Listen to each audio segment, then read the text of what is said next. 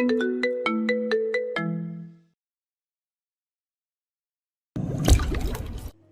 গো, আজ বুঝি জামাইকে রেখে আমার কাছে ঘুমাবে? ময়ূরী বলল। ওনার কথা বলবেন না তো, খারাপ লোক একটা, আমাকে মোটেও বিশ্বাস করে না। আমার দেবর একটু ভয় পায় না তোমায়, বুঝলে? আমার দেবর একটু ভয় পায় তোমায়, বুঝলে? এসব আমি বুঝি না। উনি আমায় একটাবার বললে কি এমন হতো? আমায় বুঝি বিশ্বাস করা যায় না? আফিয়া ঠোঁট টিপে হাসলো। ময়ূরীকে বিছানায় এসে শুতে দেখে আশ্চর্য হয়ে বলল। তুমি সত্যি আজ এই ঘরে ঘুমাবে? তা বটে, আমার আপনার সাথে কিছু কথা ছিল। বলো না। ময়ূরী রান্না ঘরে ঘটে যাওয়া সকল কাহিনী খুলে বলল আফিয়াকে। আফিয়া অবাক হয়ে সবকিছু শুনে গেল। চম্পা আজ 2 বছর ধরে এই চেয়ারম্যান বাড়িতে থাকে, আর শান্তা এসেছে 3 মাসের কাছাকাছি। এতদিন পেরিয়ে যাওয়ার পরও সে কিছু বুঝতে পারল না। আফিয়া অস্থির হলো। অস্থিরতা নিয়ে বলল। বলছো কি ময়ূরী? ময়ূরী বলল। মিথ্যে কিছুই ভাবিনি। সে থামলো। বলা উচিত না জেনেও লজ্জা একপাশে রেখে মিনমিন করে বলল। ওই ছোট বউয়ের সাথে ওনার কোনো সম্পর্ক এখন অবধি হয়নি। আফিয়া বাকরুদ্ধ হয়ে বসে রইল। সে কি ভাবছে তা ধরতে পারল না ময়ূরী। তার আজ মনে হচ্ছে বয়সের তুলনায় হুট করে কেমন বড় হয়ে গেছে। ভারী আশ্চর্য ব্যাপার। ফাহাদ ঘুমের ঘোরে বনে শরীর ঘেঁষে শুলো। আফিয়ার আশ্চর্য বদন পানে তাকিয়ে রইল মেয়েটা অনেকক্ষণ। আফিয়ার কোনো সারা শব্দ নেই। হঠাৎ দরজার বাইরে থেকে তাহসিনের গলার কণ্ঠস্বর শুনতে পেল তারা। আফিয়া নিজেকে সামলে আধো গলায় বলল। তোমার জামাই এসেছে? ময়ূরী বিরক্ত হয়ে কাঁথা দিয়ে মুখ ঢেকে বলল। চলে যেতে বলুন, ওই লোকের সাথে আমার কোনো কথা নেই। আফিয়া বিছানা থেকে নেমে দাঁড়ালো। এগিয়ে গিয়ে দরজা খুলে দিতে তাহসিন গম্ভীর কণ্ঠে বলল। আমার বউ কই? আফিয়া বলল। ঘুমাচ্ছে।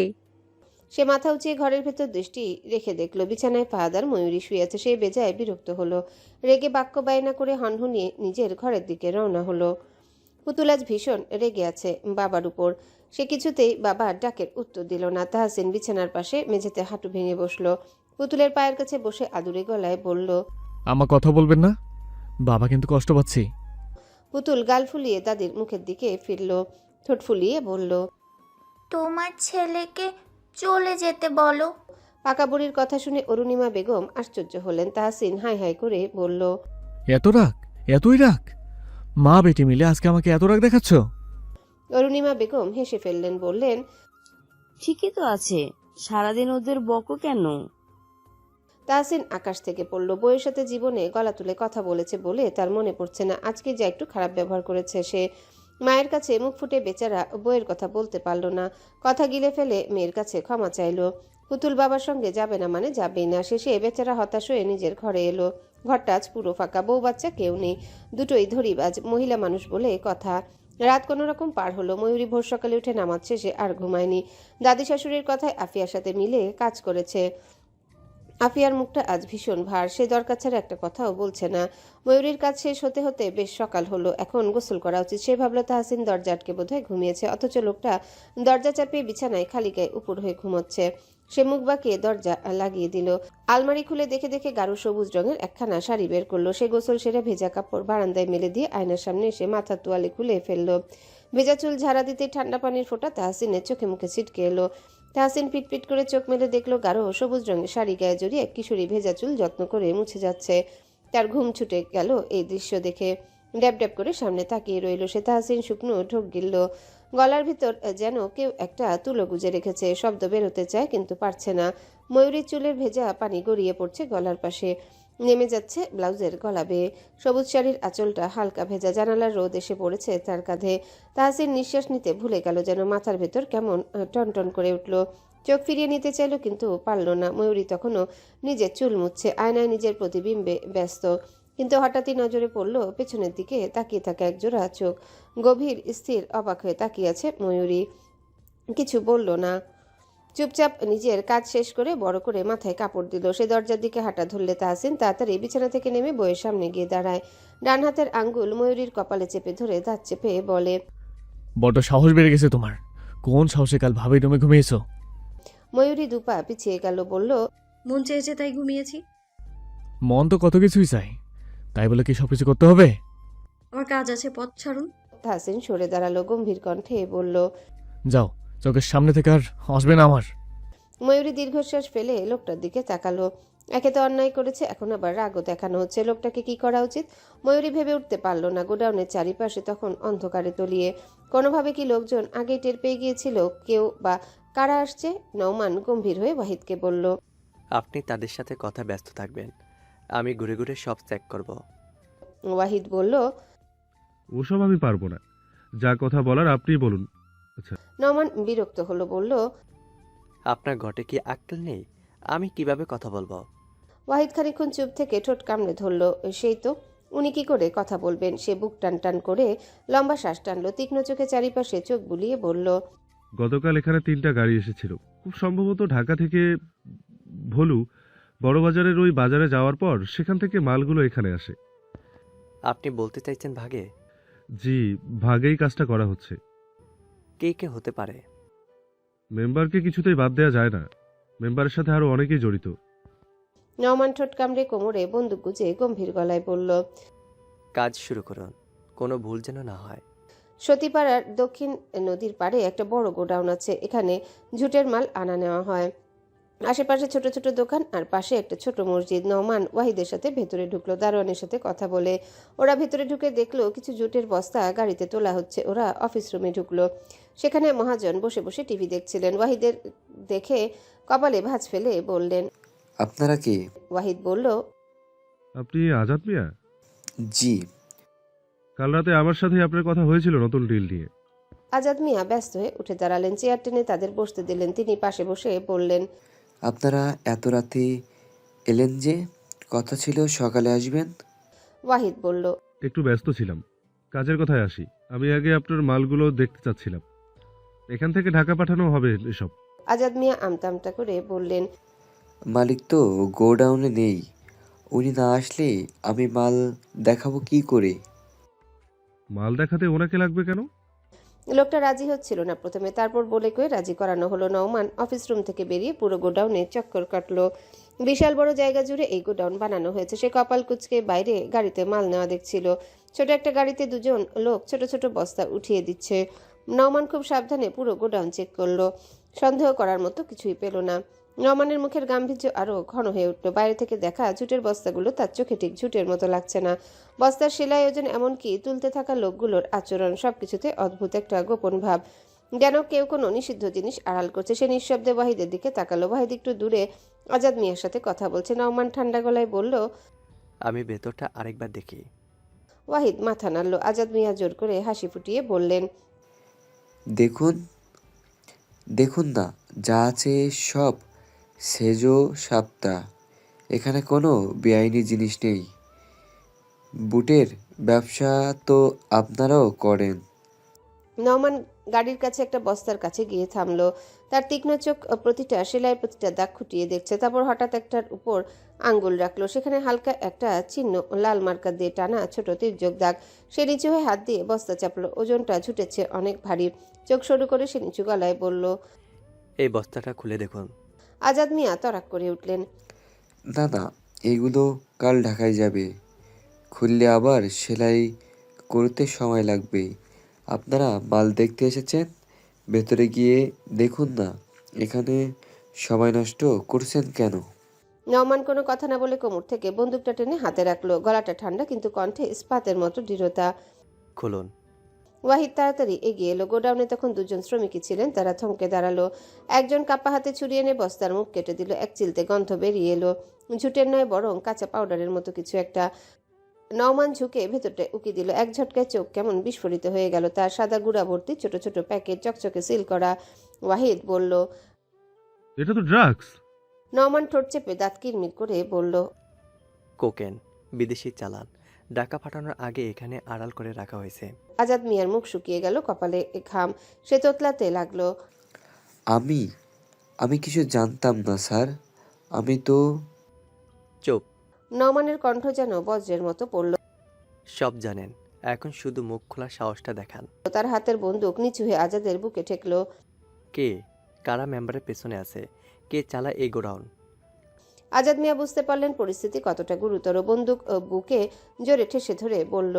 তুমি যা জানো সব বলো। একটা মিথ্যা বললে এই হাত তোমাকে মাটির নিচে পুঁতে ফেলতে দুবার ভাববে না। আজাদ মিয়া থরথর করে কেঁপে উঠলেন। স্যার, আমি শুধু এক মধ্যস্থভোগী। ওনারা সরবরাহ দেয়, আমি শুধু পরিবহন আর জমা করি। আমি বড়দের নাম জানি না। নওমান হাত বাড়ালো। ওয়াহিদ 2 ধাপ এগিয়ে এসে আজাদের 2 হাত ধরে দাঁড় করালো। বড়দের নাম বলো। আজাদ মিয়ার মুখে ঘাম। গোডাউনের স্টোর রুমে গরম বাতাসে হঠাৎ নীরবতা নেমে এলো। সে ভোকা কণ্ঠে বলল, মেম্বার ওই মেম্বারই নির্দেশ দেয়। আরেকটা নাম সাদ্দাম ভাই।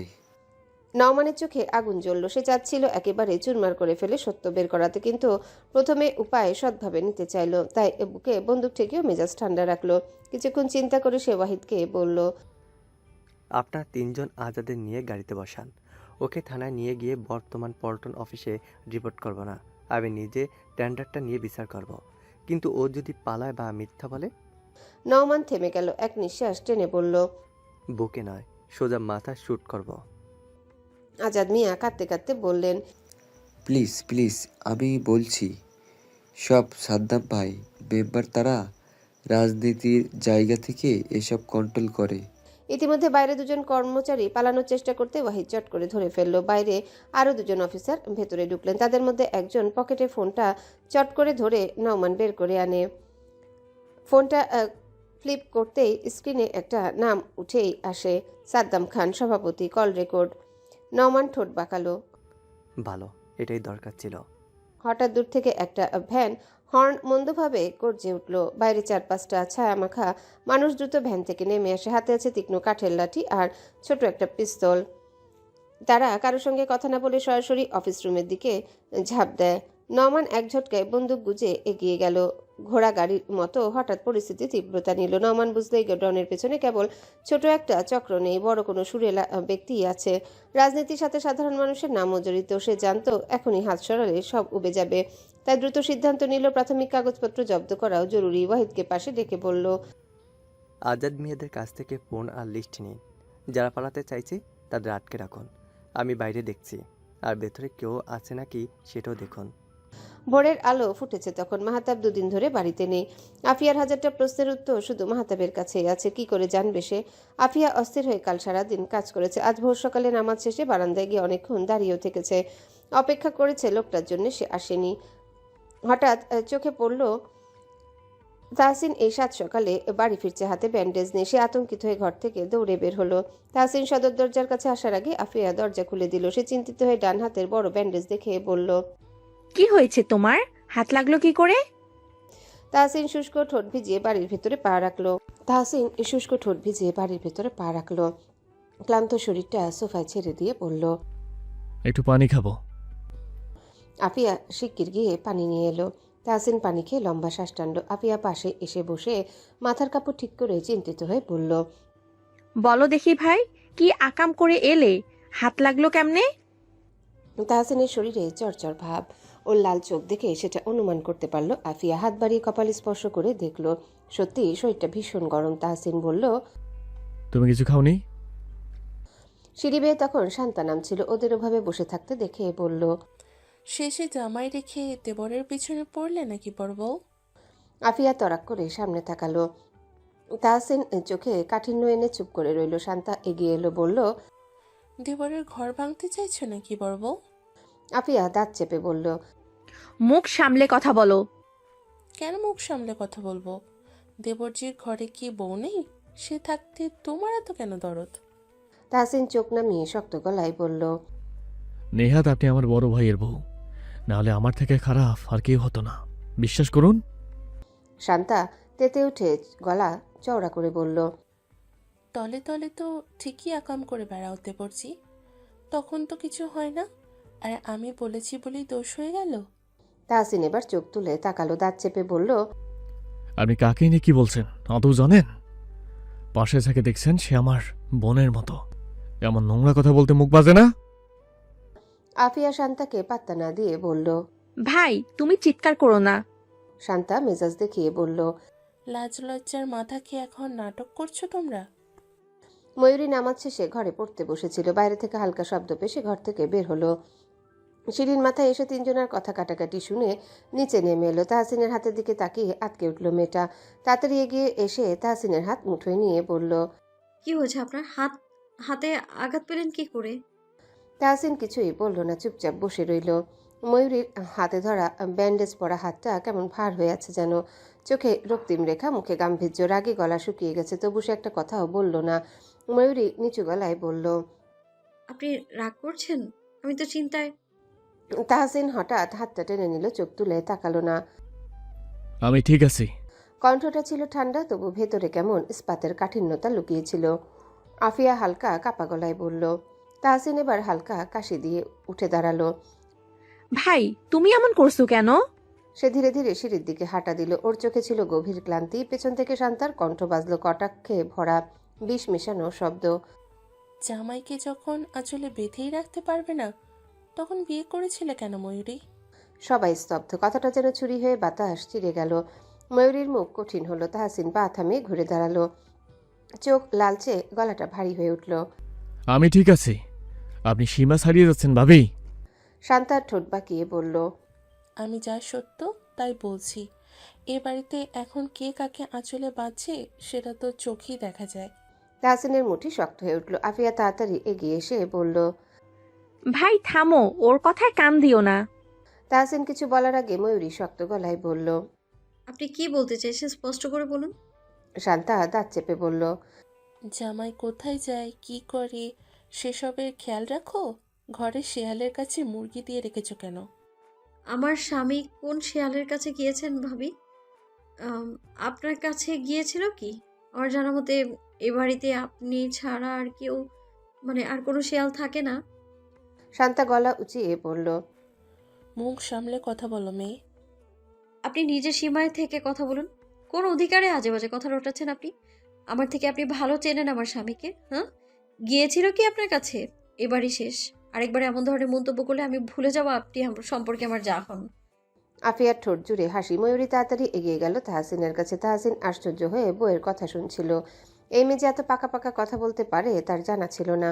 ময়ূরী তাহসিনের হাত ধরে ঘরে এলো, দরজা চাপিয়ে দিয়ে তাহসিনকে বলল বিছানায় গিয়ে বসতে। তাহসিন তাই করলো। ময়ূরী বলল, ছোট ভাবিকে কোত্থেকে তুলে এনে বিয়ে করেছিলেন আপনার ভাই? এত নোংরা মনের মানুষও হয়? তাহসিন চুপ করে রইল। ময়ূরী উত্তর না পেয়ে রাগ দেখে এগিয়ে গিয়ে বলল, কথা না বলে আপনাকে বাড়ি ছাড়া করব আমি।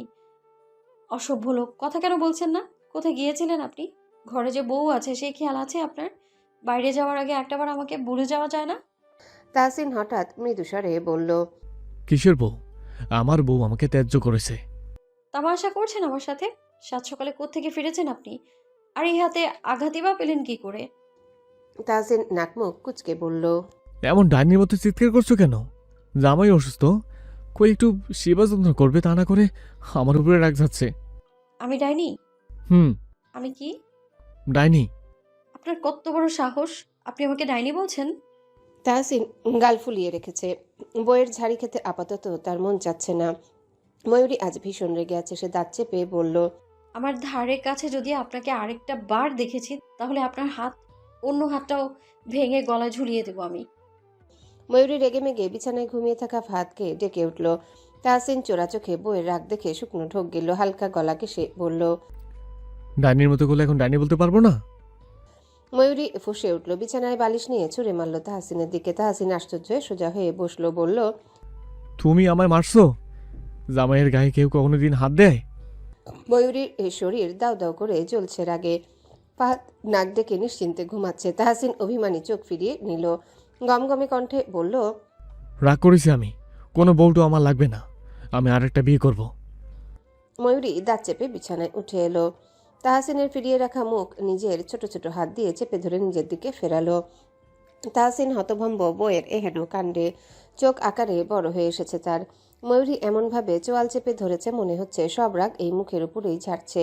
কি করবেন আপনি? আরেকটা বিয়ে করবেন? তাহসিন মাথা নাড়ায়। ময়ূরী বলে, তাহলে আমায় আমার বাপের বাড়ি দিয়ে আসুন। আপনার মতো খারাপ লোকের সাথে আমি সংসার করব না। তাহসিন কিছুক্ষণ স্তব্ধ হয়ে ময়ূরীর দিকে তাকিয়ে রইল। বইয়ের মুখে রাগে লালচে আভা, ঠোঁট দুটো কাঁপছে আর চোখে আগুন ঝরছে। এক মুহূর্তে যেন তার সব ধৈর্য ভেঙে গেল। হঠাৎ ময়ূরীর কোমর জড়িয়ে একটানে নিজের বুকে টেনে আনলো। ময়ূরী বিস্ময়ে হাঁ করে তাকালো। কি করছেন আপনি? ছাড়ুন। তাহসিন ঠোঁটের কোণে এক ফোঁটা দুষ্টু হাসি টেনে বলল, তুমি বলো না আমি খারাপ লোক, তাই ভাবলাম খারাপ লোকের মতোই আচরণ করি। এরপর ঝটকা মেরে তাকে বিছানায় শুইয়ে দিল। ময়ূরী ছটফট করছে, রাগে লজ্জায় গাল দুটো আরো লাল হয়ে এসেছে। তাহসিন তার মুখের এতটাই কাছে ঝুঁকে পড়ল যে দুজনের নিঃশ্বাস একে অপরের মুখে মিশে যাচ্ছে। তাহসিন ময়ূরীর বন্ধ আঁখি জোড়ায় দৃষ্টি রেখে ফিসফিস করে মৃদু গলায় বলল, তুমি রাগ করলে তোমায় আরো সুন্দর লাগে জানো। মনে হয় এই বুকের মধ্যেখানে যত্ন করে লুকিয়ে রেখি তোমায়। আমায় এত পাগল কি করে বানালে? হঠাৎ ময়ূরীর কম্পিত অধৈর্যরা ভিজে উঠল প্রেম সুধায়। এক মুহূর্তেই চারিপাশ নিস্তব্ধ হয়ে গেল। গভীর গরম উষ্ণতায় মেয়েটা ছটফটিয়ে উঠল। তাহসিন ঘনিষ্ঠ হচ্ছে, সে এই ঘনিষ্ঠতা আটকাবার মতো সাধ্য তার নেই। দুজনের ঘনিষ্ঠতা আরেকটু গভীর হলে ফাহাদ পিটপিট করে চোখ খুলে চোখ কচলে ঠোঁট উল্টে বলল, ও দুলা ভাই, তুমি অপয়ে মায়ো কেন? ফাহাদের কণ্ঠস্বর দুজনের কর্ণদ্বয় হতে ছিটকে দূরে সরে গেল তারা। ময়ূরী লজ্জায় বালিশে মুখ গুজল। তাহসিন কটমট করে শালার মুখখানা ভালো করে দেখে বলল, আমার সাথে তোমার কিসের শত্রুতা ভাই? ফাহাদ ঘুম ঘুম গলায় বলল, তুমি অপয়ে মায়ো কেন? ওইটাকে মার নয়, আদর বলে। আজই? হ্যাঁ। তাহলে তুমি আসো, তোমায় আমি আজই কই। তাহসিন বিরক্ত গলায় বলে। হতচ্ছাড়া, আমি তোর দুলাভাই হই। ফাহাদ গাল ফুলিয়ে বোনের দিকে তাকিয়ে দেখলো আপা বালিশে মুখ গুজে রেখেছে। সে ভাবলো সত্যি দুলাভাই বোনকে মেরেছে। বাচ্চাটা হঠাৎ শব্দ করে কেঁদে উঠল। তাহসিন হতভম্ব। ময়ূরী আতঙ্কিত হয়ে উঠে বসলো। ঘরের মধ্যে রজনী বেগম আর অরুণিমা বেগম ঢুকলেন তাড়াতাড়ি। তারা এদিক দিয়ে যাচ্ছিলেন। দরজা চাপানো থাকায় আর দরজায় শব্দ করলেন না। ময়ূরী ভাইকে বুকে টেনে নিয়ে মাথায় আদুরে হাত বুলিয়ে বলল, কি হলো ভাই, কাছিস কেন? রজনী বেগম শাড়ির আঁচলে চাবি শক্ত করে বাঁধতে বাঁধতে মুখে পান নিয়ে বললেন, সাত সকালে কি হইল? ফাহাদ চিৎকার করে তাহসিনকে দেখিয়ে বলল, দুলাভাই কইছে আপায়ে আজু করে, কিন্তু আমি দেখছি দুলাভাই আপয়ে মায়ে। তাহসিন শরমে হাত দিয়ে মুখ ঢাকলো। ময়ূরী শুকনো ঢোক গিলে পায়ের মুখ চেপে ধরল। রজনী বেগম ময়ূরীর মুখ পানে তাকিয়ে দেখলেন মেয়েটা ঠোঁট হালকা কেটে গেছে। তিনি ভাবলেন সত্যি তাহসিন বউয়ের গায়ে হাত তুলেছে। তিনি ক্রোধে চওড়া গলায় বললেন, তাহসিন, তুই হাসাই বইয়ের গায়ে হাত তুলছস? অরুণিমা বেগম কাছে এগিয়ে গেলেন। ময়ূরী চোয়াল ধরে দেখলেন গালে আঙ্গুলের ছাপ বসে গেছে। তিনি যেন বিশ্বাসই করতে পারছেন না তাহসিন মেরেছে বউকে। তিনি অবিশ্বাস্য কণ্ঠে বললেন, তুমি ওকে মেরেছো কেন? এত উগ্র তো তুমি নও। তাহসিনের অবস্থা বেহাল, মুখ ঢেকে বসে আছে। ময়ূরীও লজ্জায় মুখ তুলে তাকাতে পারছে না। ফাহাদ নাক টানতে টানতে বোনের কোলে মুখ লুকিয়ে রেখেছে। রজনী বেগমের চোখের ভাঁজে রাগ জমে আছে। তিনি গলা ভারী করে বললেন, তুই বইয়ের গায়ে হাত তুলছস? আজই তোর দাদারে আমি কইতাছি। তাহসিন তাড়াতাড়ি মুখ তুলে বলল, দাদি, বেশি বোঝো না তোমরা, ঘর থেকে যাও তো। ওকে আমি মারিনি, ফাহাদ ভুল বুঝেছে। ফাহাদ গাল ফুলিয়ে সঙ্গে সঙ্গে বলল, আমি মিছে কথা কই নয়, আমি দেখছি তুমি আপয়ে মায়ো। ময়ূরী চট করে ভাইয়ের মুখে হাত চেপে ধরল। চুপ কর ফাহাদ, কেউ মারেনি। অরুণিমা কিছুক্ষণ ময়ূরীকে পর্যবেক্ষণ করে হালকা কেশে ঘর থেকে বেরিয়ে গেলেন। রজনী বেগম এক পা নড়লেন না। তিনি তাহসিনের কান চেপে ধরে বললেন, বউরে মারলি কেন হতচ্ছাড়া? ময়ূরী ভাইকে কোল থেকে নামিয়ে দিয়ে দাদিকে বলল, উনি আমার মারেননি দাদি, আপনি ছাড়ুন ওনাকে। তুমি আমারে মিছে কথা কও কেন? তোমার গালে যে থাপ্পড়ে দাগ বইয়া গেছে ওইটা আমি দেখি নাই ভাবছো? তাহসিন খুব কষ্টে দাদিকে বুঝিয়ে ঘর থেকে বের করলো। ফাহাদ গাল ফুলিয়ে বিছানায় দুই পা মেলে দিয়ে বসে আছে। ময়ূরী লজ্জায় আর কথাই বলতে পারল না। কি একটা অবস্থা! তাহসিন এগিয়ে এসে ফাহাদকে কোলে তুলে নিল। ময়ূরী আতকে উঠে বলল, কি করছেন? আপনার হাতে না ব্যথা? ওকে নামিয়ে দিন। তাহসিন দাঁত চেপে বলল, এই শালার জন্য একটু শান্তি পাই না আমি। ওকে এখন ফেলে দিয়ে আসবো।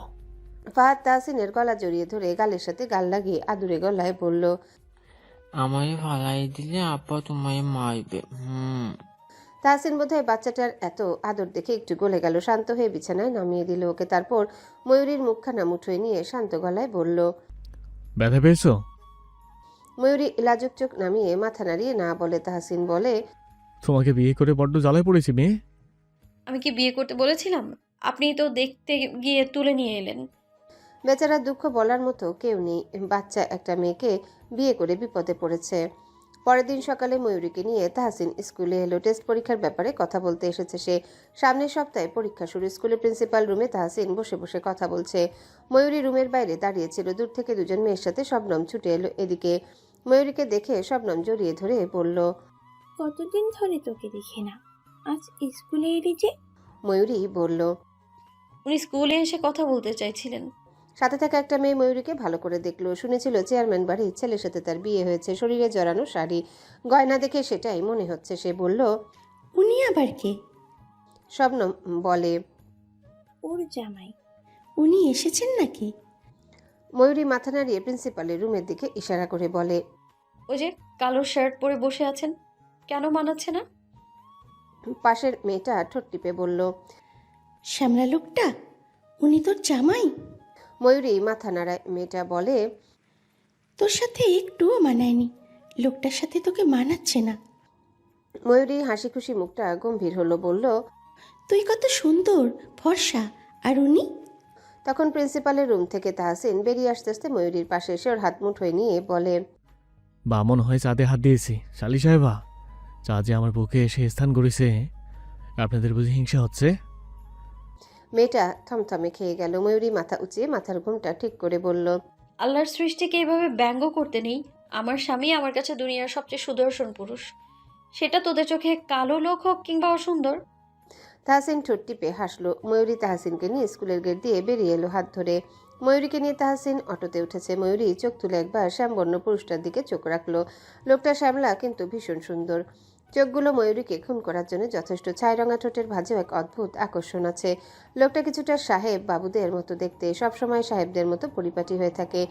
ময়ূরীকে নিজের দিকে অমন করে তাকিয়ে থাকতে দেখে তাহসিন হাত বাড়িয়ে বউয়ের নরম হাত মুঠোয় নিয়ে বলে, কি হয়েছে বেগুন সাহেবা? কিছু হয়নি। তাহসিন উল্টো পাশ থেকে ময়ূরীর পাশে এসে বসে। রাস্তায় দুই দিকে ক্ষেতের পাহাড়, বাতাসে ময়ূরী চুলগুলো দোল খাচ্ছে। মুখের সামনে এসে তাহসিন বইয়ের কাজ জড়িয়ে ধরে কাছে টেনে বলে, শোনো মেয়ে, অন্যের কথা কোনো কান দিবা না, আমার দিকে তাকাও।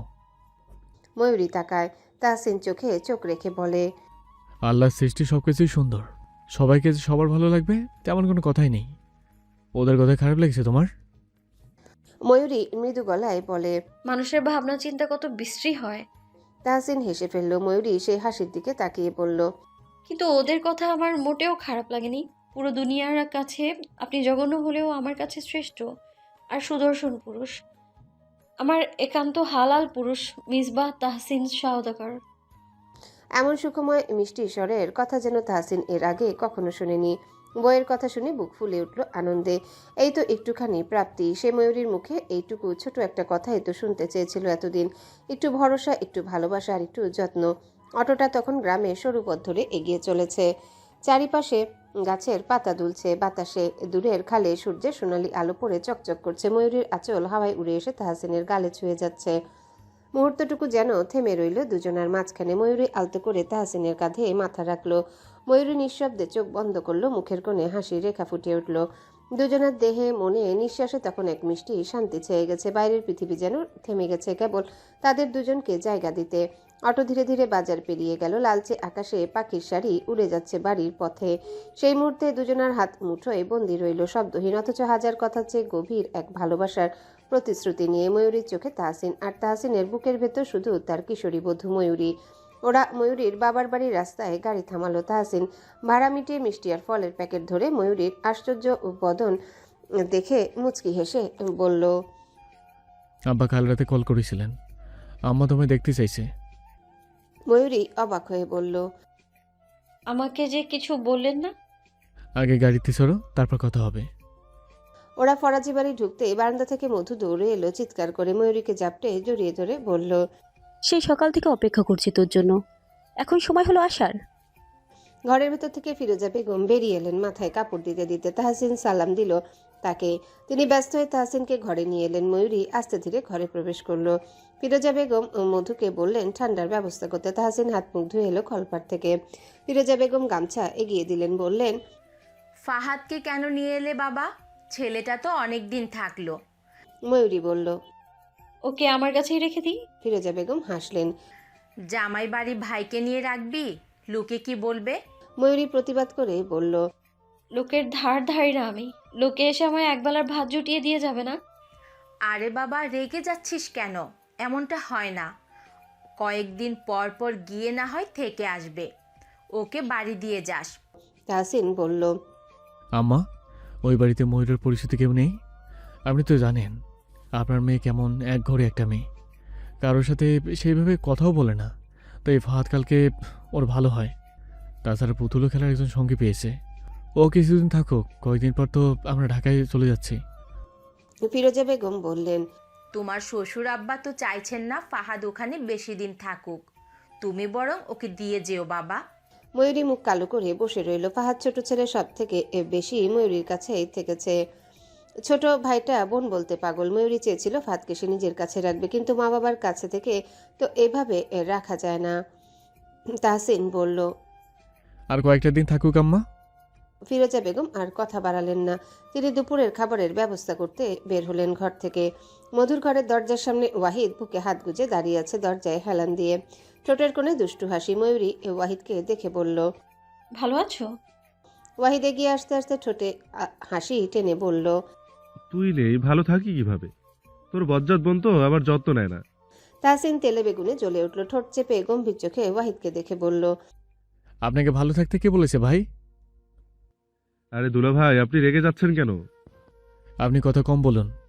ওয়াহিদ মাথা নাড়িয়ে ময়ূরীকে বলল, ময়ূরী, তোর জামাইয়ের বোধহয় মাথা ব্যথা করছে, চল আমরা বাইরে গিয়ে কথা বলি। তাহসিন ক্ষোভ করে ময়ূরীর হাত চেপে ধরে চোখ পাকিয়ে বলল, আমার বউয়ের সাথে কাজ আছে, আপনি এখন এখান থেকে যান। আপনি যে রেগে আগুন হয়ে আছেন দুলা ভাই, দেখি না কবে পুরো আগুনে পুড়ে ছাই হয়ে যান।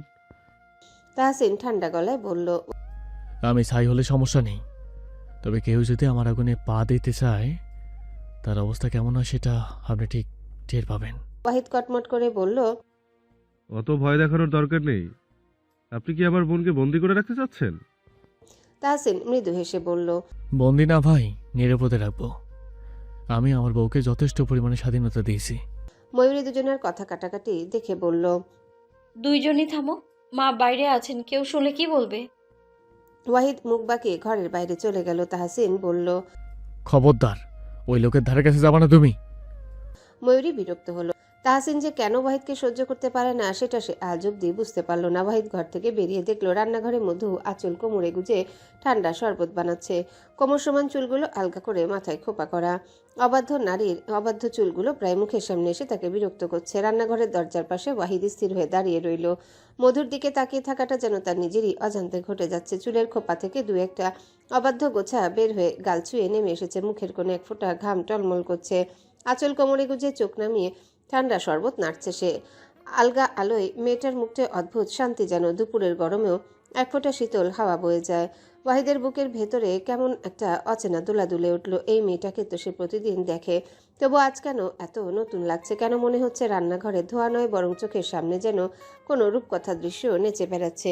মধু চামচটা ঠান্ডা শরবতের গ্লাসে রেখে মুখে হালকা বাতাস দিচ্ছে। ঠোঁটের কোণে এক ফোঁটা চিনি আটকে আছে। ওয়াহিদ অবচেতনে নিজের আঙ্গুল মুঠো করল। কেমন অদ্ভুত শান্ত কিন্তু গভীর এক সৌন্দর্যের ভিতরে ঢেউ তুলছে। তার চোখ থেমে গেল মধুর চোখে। চোখ দুটি বড় কাচের মতো স্বচ্ছ। মেয়েটা মাথা তুলে তাকাতে ওয়াহিদের বুকে ধক করে উঠল। সে তাড়াতাড়ি দৃষ্টি সরিয়ে নিল। দৃষ্টি সরিয়ে নিলেও মনে হলো সেই চোখের ভেতরেই হয়তো তার কিছু একটা রেখে এসেছে, যার ফেরত পাওয়া সম্ভব নয়। মধু হাসল মৃদু গলায়। কি হয়েছে ভাইয়া, এমন করে তাকিয়ে আছেন কেন? ওয়াহিদ ঠোঁটের কোণে এক চিলতে হাসি টেনে বলল, তোর হাসিটা দেখেই হয়তো ভুলে গেছি আমি কিসের জন্য এসেছিলাম। মধু বুঝতে না পেরে কপাল কুঁচকে বলল, কি বলছেন? ওয়াহিদ গ্লাস হাতে নিতে নিতে বলল, বিয়ে করব আমি। করুন না, মানা কি করেছে? রান্নাঘরের বাতাসে তখন এলাচ লেবুর গন্ধ মিশে আছে, আর তার সঙ্গে মিশে আছে ওয়াহিদের একদম নরম নীরব মুগ্ধতা, যেটা সে মুখে বলতে পারে না। কিন্তু মধু যদি একবার ভালো করে তাকায়, চোখের ভেতরে পড়ে ফেলবে সেই গোপন ভালোবাসার প্রথম অক্ষর। মধু আঁচল ঠিক করে গ্লাস হাতে নিয়ে ঘরের দিকে পা বাড়ালে ওয়াহিদ গলা উঁচিয়ে বলে, মধুমিতা, তোমার খোপায় একটা কাঠগোলাপের কমতি আছে, আমি এনে দিলে খোপায় গাঁথবে তো? মধু চমকিত হয়ে পিছু ফিরল। ওয়াহিদ ট্রাউজারের পকেটে দুই হাত গুজে বুক টান টান করে দাঁড়ালো। খানিকটা চোখ নাচিয়ে বলল, কাঠগোলাপ আমার বড্ড প্রিয়, প্রিয় ফুলখানা তোমার খোপায় বেশ মানাবে। মধু ওয়াহিদের কথা শুনে আশ্চর্য হয়ে বলে, কাঠগোলাপ আমার ভীষণ প্রিয়। আমায় দিতে চাচ্ছ? চাচ্ছি। কেন? ওয়াহিদ বিরক্ত হলো এই পর্যায়ে। ফাজিল মেয়ে, মাথায় গোবর ছাড়া আসলে কিছুই নেই। সে ফোঁস করে চাপা নিঃশ্বাস ফেলে বাড়ির বাইরে হাঁটা ধরল। মধু বোকা মনে বিড়বিড় করে ঘরে ঢুকলো। তাহসিন গম্ভীর মুখে বসেছিল বিছানায়। মধু আসতে সে সোজা হয়ে বসলো। মধু শরবতের গ্লাস এগিয়ে দিয়ে বলল, আম্মা বলেছিল ফাহাদকে বাড়ি দিয়ে যাওয়ার কথা। আপনি যেহেতু বলেছেন ও আপনাদের বাড়িতে কয়েকদিন থাকবে, তাহলে যাওয়ার সময় ভাইয়ার জন্য কিছু জামা কাপড় দিয়ে দিব, কষ্ট করে একটু নিয়ে যাবেন। তাহসিন শরবত হাতে নিয়ে ঠান্ডা গলায় বলল, হ্যালো বন্ধুরা, পরবর্তী পার্ট খুব তাড়াতাড়ি আসবে, তো সবাই অপেক্ষায় থাকো। আর চ্যানেলটি যারা এখনো সাবস্ক্রাইব করোনি তারা পরবর্তী পার্ট দেখার জন্য চ্যানেলটি সাবস্ক্রাইব করে রেখো। ধন্যবাদ সবাইকে, আমাদের সাথেই থেকো।